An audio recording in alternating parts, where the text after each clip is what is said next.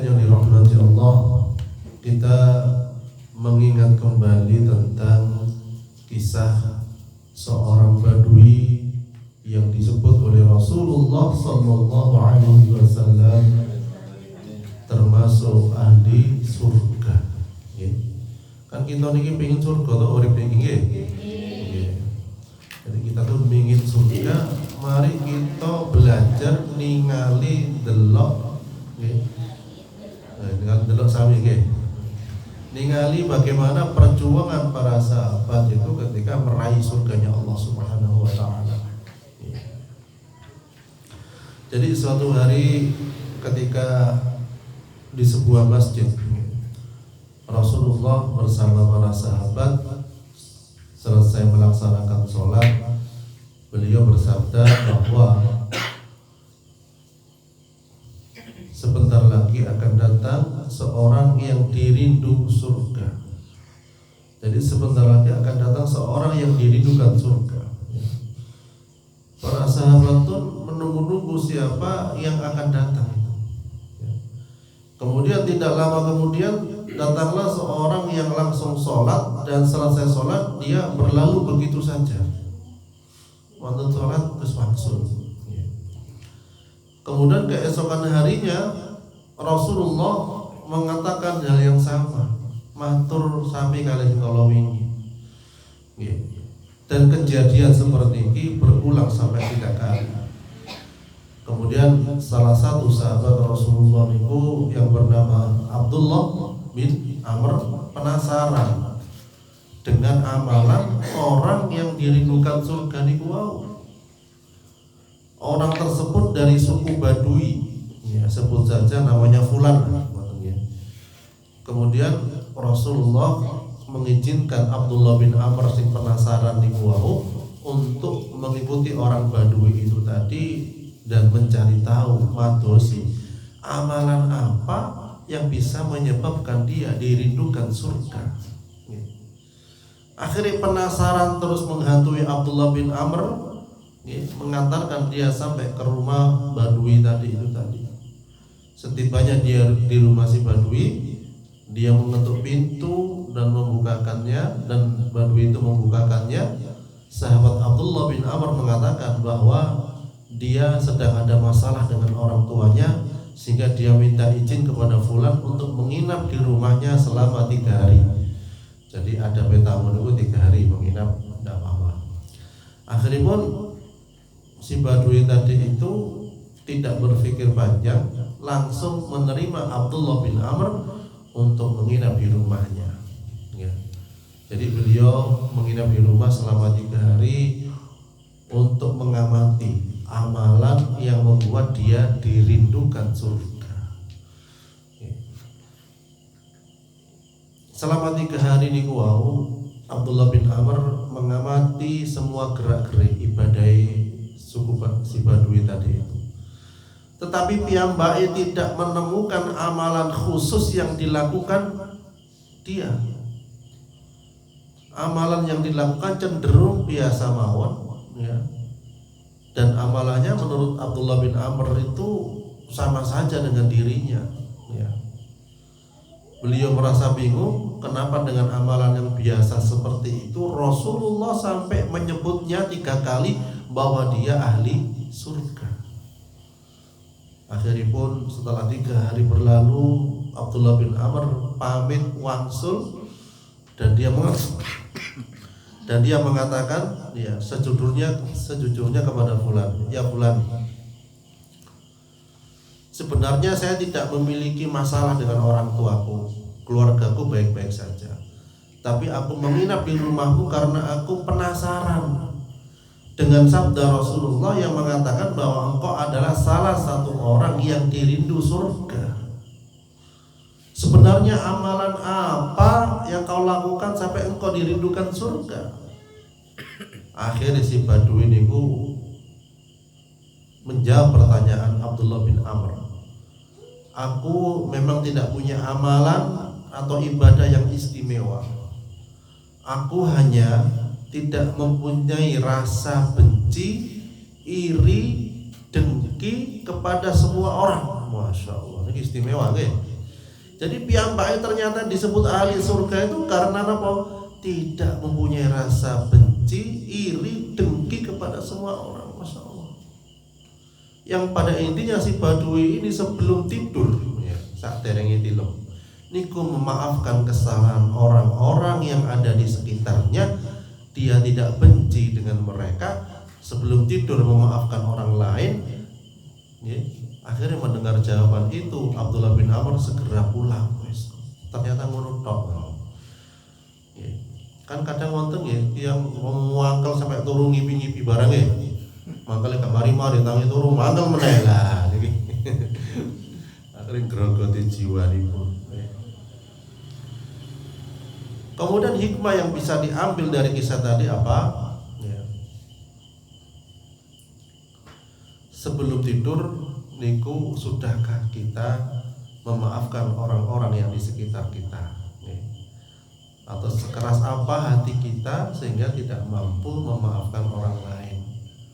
Lek memaafkan orang lain bisa, ya tentu memaafkan keluarga sendiri juga bisa. Wonten putra sing megeli nggih ditunggaken saya ya Allah jadi anak saleh. Masih gregeten. Nggih Bu. Masih gregeten dipokokkan nek HP-an tok main game macam-macam ya Allah, matur jadi anak saleh ngoten mawon. Saged nggih Bu nggih. Mangke dirubah ngoten. Dirubah ngoten. Soale lek kita napa? Lek kita keceplosan ngomong lintu nih, waduh kasihan masa depan anak kita mangke. Mendingan lek mboten saged dikandani mugi-mugi dadi anak sukses dunia akhirat mboten mawon pun ben mboten ruwet. Nggih. Jadi mboten karena doa kita niku doa yang dikabulkan oleh Allah, doa orang tua kepada anaknya. Nggih, doa orang zalimi niku didoakan dikabulkan oleh Allah. Doa ketika orang perjalanan safar niku dikabulkan oleh Allah. Kemudian hikmah yang selanjutnya yaitu rasa penasaran dari Abdullah bin Amr tadi itu yang juga dirindukan surga ini, ya, dan ingin mengetahui lebih jauh tentang kebaikan yang bisa membawa surga. Ya, termasuk insya Allah panjenengan tengerikan sami-sami tujuannya masuk surga, pengen bareng-bareng, ya, pengen belajar bareng saling mendoakan agar masuk surganya Allah. Dan termasuk majelis ilmu niku termasuk taman-taman surga niku.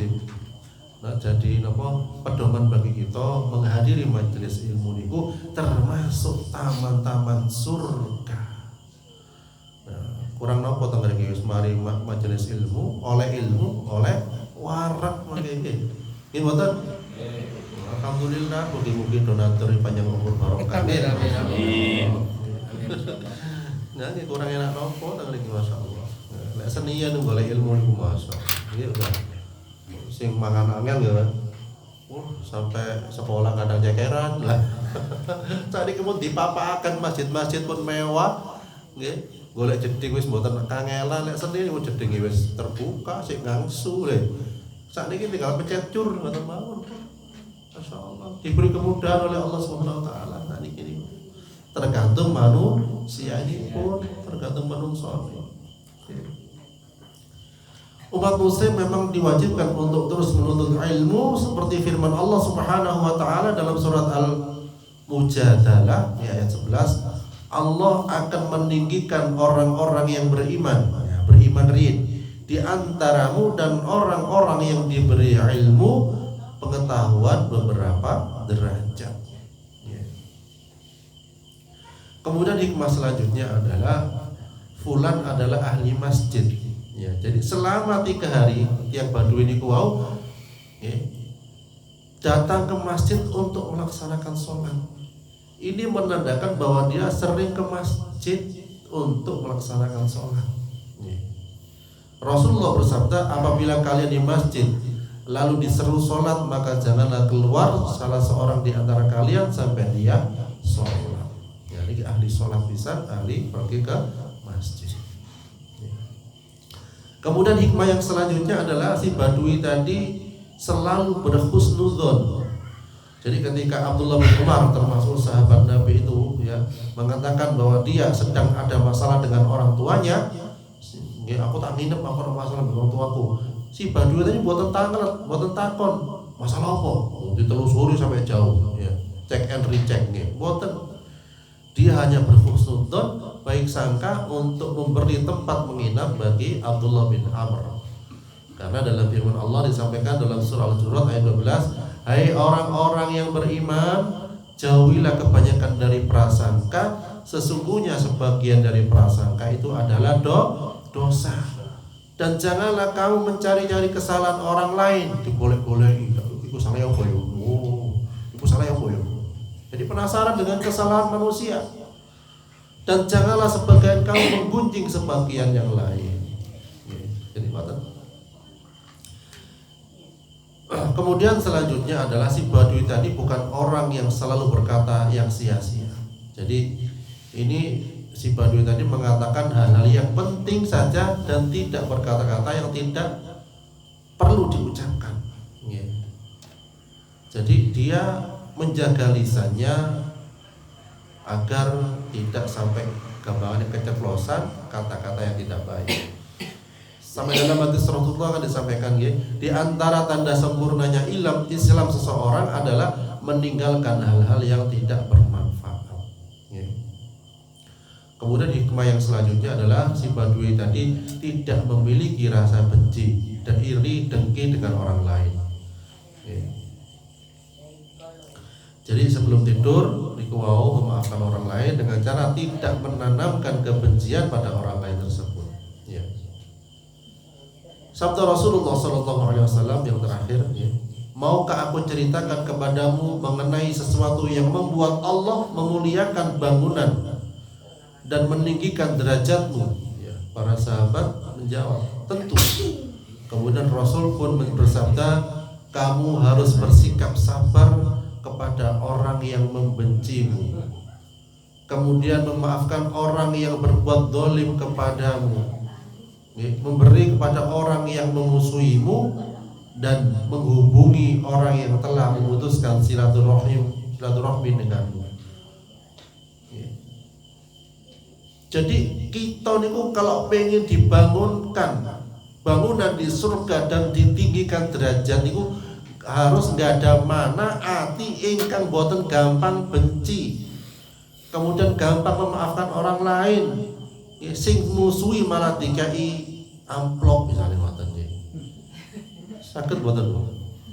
Insyaallah saged. Terus ahli surga ngeten iki penggaweane nggih. Gak ruwet.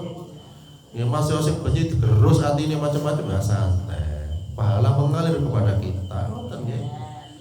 Iki kunci ibadah niku noto ati, noto awak. Dan juga menghubungi orang yang telah memutuskan silaturahmi. Kak nyopo itu WA, tak disapa assalamualaikum. Perkara tidak dibalas, tidak dimboten apa-apa. Yang penting kita sudah melakukan silaturahmi, tidak memutus persaudaraan. Jadi ngoten nggih, kan gampang ya ahli surga niku nggih. Saestu Bu. Nggih insyaallah ibu-ibu lo gampang memaafkan nggih. Masuk bapak salah apa gampang memaafkan ibu-ibu. Alhamdulillah. Makanya derajat ibu-ibu niku 3 kali daripada derajat bapak. Ngoten nggih. Ya tapi hati-hati, di neraka niku sing akeh niku sinten? Terus ya bayono dia wedok bantere. Tapi saya setengah ringki wae. Sing boten purun karo kaji niku alhamdulillah nggih. Sing nyelatun wong lanang kok sanes setengah ringki. Ya iki sabar-sabar nggih Bu nggih. Amin insyaallah. Saestu sabar mari ngaji gak sabar ya rugi nggih. Insyaallah. Nggih. Yang menata hati itu mulai saat ini sering mengingat kebaikan orang lain daripada kesalahannya. Ini penting. Soalnya nopo, ketika tidak mengingat kebaikan orang lain, dia melakukan satu kesalahan, dia kalah-kalahin Gunung Semeru. Gini ngoten biasa ngoten iki. Lah itu kita belajar ngoten. Oh kebaikan ini, masya Allah. Sehingga berterima kasih kepada Allah, bersyukur kepada Allah, berterima kasih kepada orang yang pernah melakukan kebaikan kita, tak putus-putus, eling terus. Nah itu yang saya eling kebaikan orang lain itu yang saya. hati yang tertata, hati yang pandai bersyukur kepada Allah Subhanahu wa taala. Jadi ngoten, niki latihan, insyaallah tanggal iki latihane pun gampang. Insyaallah. Ya. Sabar. Alhamdulillah. Ya, mungkin-mungkin kita jadikan diri yang sabar, akan mudah memaafkan orang lain. Nggih. أعوذ بالله من الشيطان الرجيم بسم الله الحمد لله رب العالمين اللهم أنزل الرحمة والمغفرة والشفاعة والنعمة إلى أرواح جميع القبور من المسلمين والمسلمات والمؤمنين والمؤمنات وارفع لهم الدرجات وضاعف لهم الحسنات وكفر عنهم السيئات وأدخلهم الجنة مع الآباء والأمهات يا أيتها النفس المطمئنة ارجعي إلى ربك راضية مرضية فادخلي في عبادي وادخلي جنتي ربنا هب لنا من أزواجنا وذرياتنا قرة أعين واجعلنا للمتقين إماما رب اجعلنا مقيم الصلاة ومن ذرياتنا ربنا وتقبل دعاء ربنا آتنا في الدنيا حسنة وفي الآخرة حسنة وقنا عذاب النار وصلى الله على سيدنا محمد وعلى آله وصحبه وسلم والحمد لله رب العالمين.